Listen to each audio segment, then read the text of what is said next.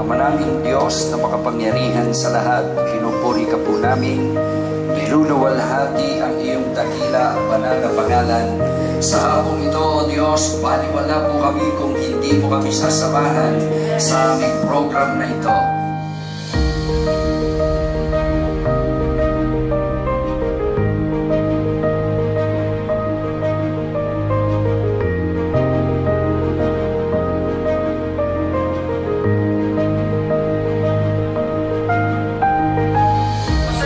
Para sa inyo dahil you have completed your course.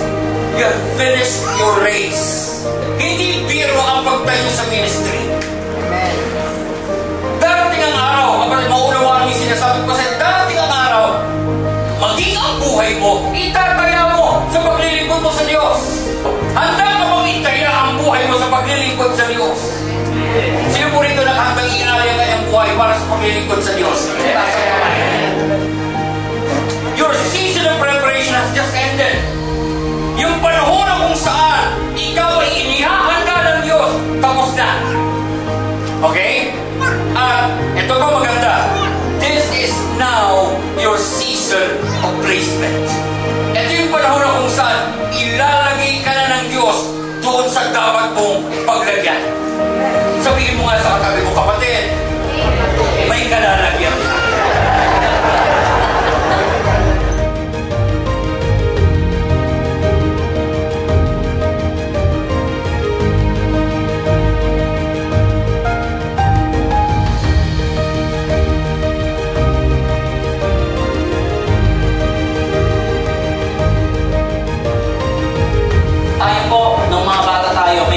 Tayo. And most of us, wala sa wings natin ang mag-pastor. Ang dami nating wings sa buhay. As a pastor man, as a father, amen? Kung meron man ikaw vocation, maraming wings. Di ba po? Na humahangin sa atin. Pero sabi nga, ang totoong calling natin ay tulad ng apoy sa kandila na kapag humangin ay maaaring mamatay, or isang apoy na tulad ng nasa baga na habang humahangin, lalo nag-iinit.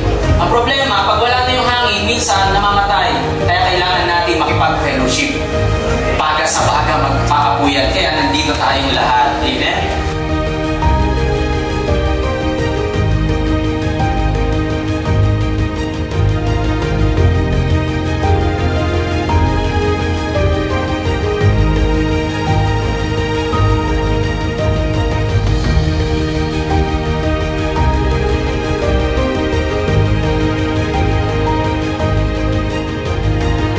God be all the glory. God be all the glory.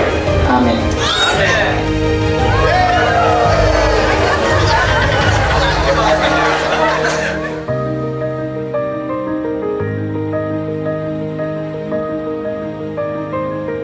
MBS Graduation 2025.